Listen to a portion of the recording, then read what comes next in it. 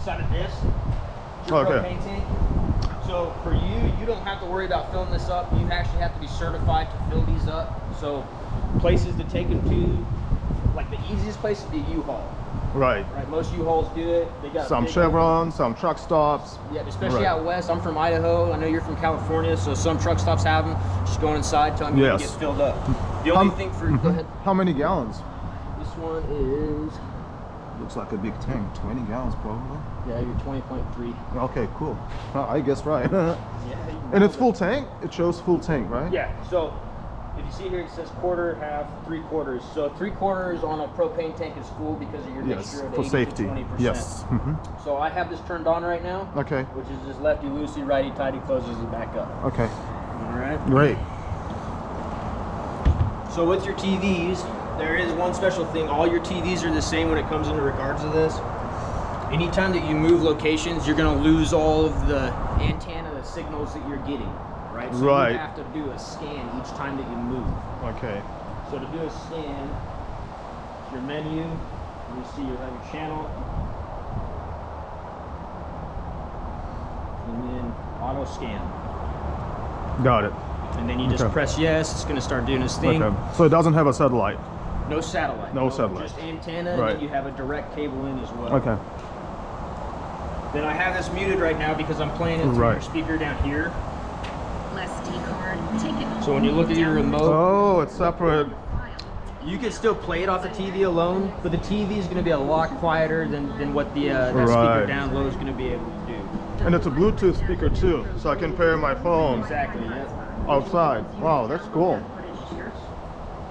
See now, I pressed Bluetooth. You hear that noise, and this is flashing. Now you'd be able to go to your phone, hook it via Bluetooth. You're going to be let's see what it brings up.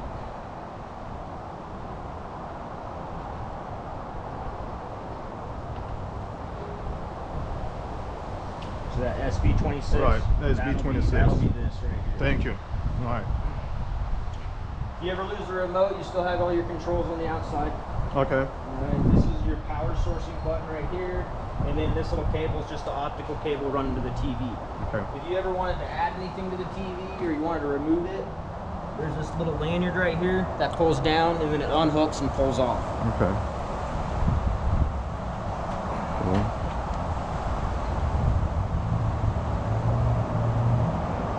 Then you do have radio on this too. Okay. Oh.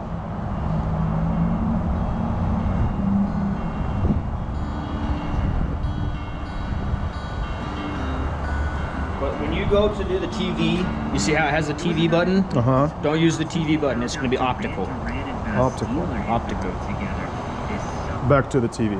For the TV, yeah, because it's ran via an optical. Oh, gotcha. Okay. All right.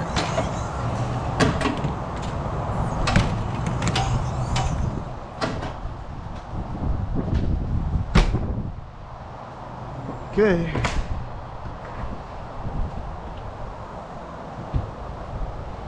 Alright, this is just going to be storage in here, right? Okay. So make sure. You do have a pass-through, so if you see you can get stuff all the way there. But put something on it so you can get it back out. Okay. Right? Or just figure out how you're going to stack things up in there. Okay, got it. So this right here, this is exhaust the back. for this a is heater. The exhaust for your Also propane one, right? All propane on that. Yep. They make see this little cage right here. They make a cage for these too. I would suggest for the bees. For the bees, because they're gonna make nests in there, and then when you start that up, you could have a fire. Right. So in California, where do you live, in north or south? So, north. So it's gonna get cold, right? Yes. No, yes.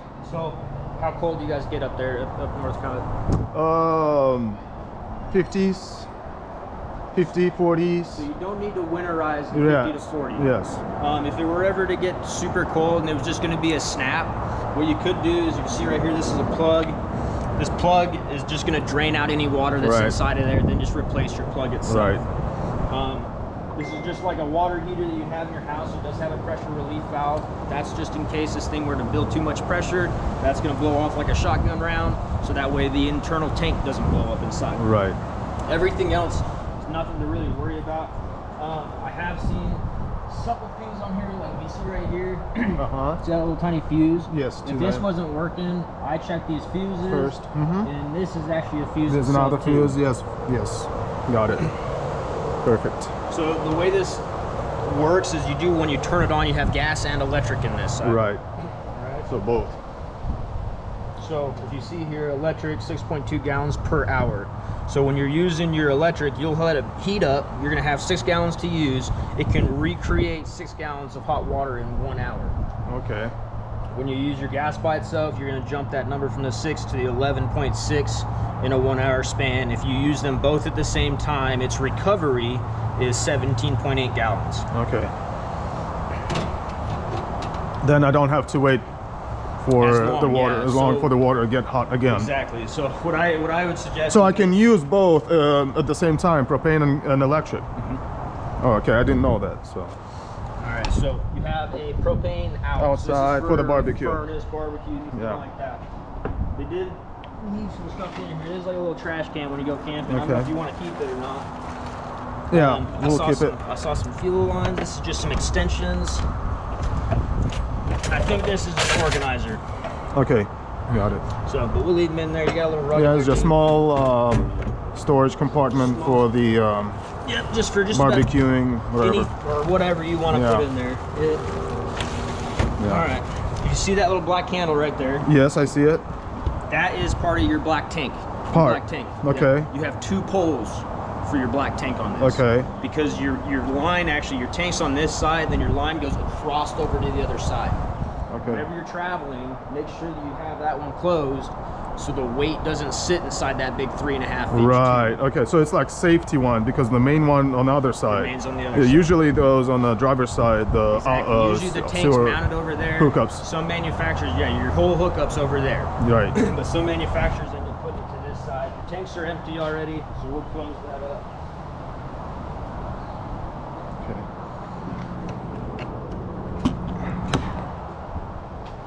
All right, you do have power outside. Okay. So this is GFI protected. You're gonna have one GFI breaker inside. Anything that says GFI on it is connected to that one power outlet. So if you're not having power right here, you're gonna go run inside, check, reset your breaker, and you should. Usually in the bathroom. Usually in the bathroom, sometimes in the kitchen. Yep. Are you gonna pull anything with this? No. Well, if you ever do, you should be good for. Good hitch. It says 5,000 pounds on here, but when you start adding water, fuel, cargo, you gotta subtract the weight that you have. So let's say 3,000-4,000 safe. Pretty much, yeah. About 3,500 pounds is safe. You have a 500-pound tongue weight, so that means that you can do 500 pounds going directly down onto it. So whether that be scooters, bikes, a rack, canoes, anything like that, you can be up to 500 pounds that would bear down onto the hitch. And then we just got another compartment here. Yeah, this is a huge compartment here. Yep. The access from the back and from the side. We do also have a spare tire on this. Okay. So your spare tire is down, mounted in the middle. When you come from this side, there's 2 little unscrewed latches, and then that thing's gonna drop down at an angle where you can pull the tire off. I see it. It's right there. Yep. Right there. Okay. All right, and then the hookups here on the left side. Yep. So you got Okay, now the access for the storage compartment. Yep. So black, you've seen that before. Gray, you've seen that before. Yes. We always do our black first. We always do our gray second, so that way it cleans out our tubes. Right. All right. You do have. It looks like they left you a tire wrench too. Yeah. All right. Have you ever seen this before? It's for the slide out. That's for the slide out. It's a slide out controller. Slide out now, controller. If your slide out were to ever get stuck at an angle, right? It starts coming out jack screwy. Yeah. You're gonna stop what you're doing and you're gonna come right here. And what you're gonna do is actually, it says right here, it says how to manually override. And this is on both your controllers. You'll take a pen. See how I'm getting those lights to pop up? So what that says on it is to press that button 6 times. You hold down on the 7th time. And then you'll get a green and red flashing light. Those LEDs are gonna start flashing at you. You'll go back inside, you're gonna use the slide control button and always bring it back in. What that's gonna do is it's gonna reset the motors. It's gonna allow one to free up to bring it back in, and it's gonna rehome the motors at 0. Okay, why do I need to do that? Just in case your slide out were to ever come at an angle. Oh, got you. If the slide's gonna come at an angle, so it's calibrator, kind of calibrating. Recalibrates your guys' slide. Yeah. Say you had no power though, that's not going to work, right? So when we bring the slide out, so I'll show you. There's a set screw that's on the side. Your motor's mounted at the top. Right? There's a little set screw that you can actually loosen up. It's a kind of complicated thing to do, but it can be done. You got to loosen up the set screw, and you'll need either a 9mm socket or a spring, like a little pick, to remove the spring that holds it in. And you'll actually take a flathead screwdriver underneath of the motor. I'll show you all this when we open them. And you'll have to lift the motor up and out of place on both sides, this side and this side. Then what you can do, now that the motor is disengaged, you can actually push the slide back in. Okay. And you have to put the motors back in, tighten down the retention screw so it stays. Okay. Got it. Now your books might not say that. Right. So the ideal is before with the shaft, you just need to lift up the motor so it will not lock the shaft. Exactly. Yeah. If you've seen that before, great. Yeah. And when you're out there, if you can get service, Google. Yeah. Go to YouTube. That's how I saw it on YouTube. Yeah. All right. So you do have an outside shower on the out. This does work hot and cold. So if you did want to take a shower, or if you got any dogs, kids get muddy, anything like that, you can hose them down before you go back inside. Okay. All right. So we do have your water control point right here. So a little light for the outside. You see here this says tank fill versus winterized. So right now we're in the city position. Okay, city position, which means direct hookup to the water. Direct hooked up to the water. Is it here or here? This is going to be your city Water connection with a pressurized water outside. With a you already have a pressure gauge. I don't have. I have a pressure regulator. Or yeah, sorry, a pressure regulator. Yes. So hook it onto this. With this being a plastic fitting, I'd probably go straight to the spigot head. Yes. Rather than being here. Okay. This one's your black tank flush. Oh, this is black tank flush. Okay, this is good to know because sometimes. Yeah, don't get those two. This one being white. So tank flush, city inlet. You do have a water pump on the outside to control if you do need to run anything on the outside. And when I want to fill the tank, you're gonna go ahead and flip that up. Flip that up and then now use this one, the same thing as exactly. Yep. Okay. If you ever see water pouring down at the bottom of your unit, that means your tank's full. Yeah, it's nothing serious. Okay. Another storage compartment. Oh, okay, so there's this for this slide out. Exactly. So then you got another crossover here too. Yeah. But be careful with this one so you don't have anything fly out. Oh yes, and because of the wires. Or even maybe when you get down the road, try to re-secure these into a better position where they're not going to run into that. Right. Okay. But the same thing is over there. Same rule of thumb, same operation with the slide if it were ever to do. Okay. And the Jenny. So Onan, right? Onan, yep, Cummins Onan. So this is a oil check, and it's actually where you fill it back up at. Same and same. Okay, what kind of oil? It's going to be per the manufacturer. Off the top of my head, I don't exactly know. You should out here. Because on my gasoline, I was doing 1540. That's probably still fine because you're going to be going to a different climate. I think we're either 1540 or 1530 on these. But so it doesn't matter if it's even running on propane. There's no really big difference in the oil. The only viscosity change is just if you're going to a colder climate. Yeah. Underneath, if you see right here. So that little green, I got your thing. That little green right there. Yes. That's actually where draining. You drain it back out at. These are really easy to service yourself. It's 2 quarts of oil. You're just going to drain it and refill it back up. Okay. You see right here? That little button? Yes, it's a breaker. Exactly. Another breaker. It's a control breaker for the power flowing into the unit. So if you were ever in there, you're trying to run your generator, you don't get any power. Come and check that guy right there. Okay.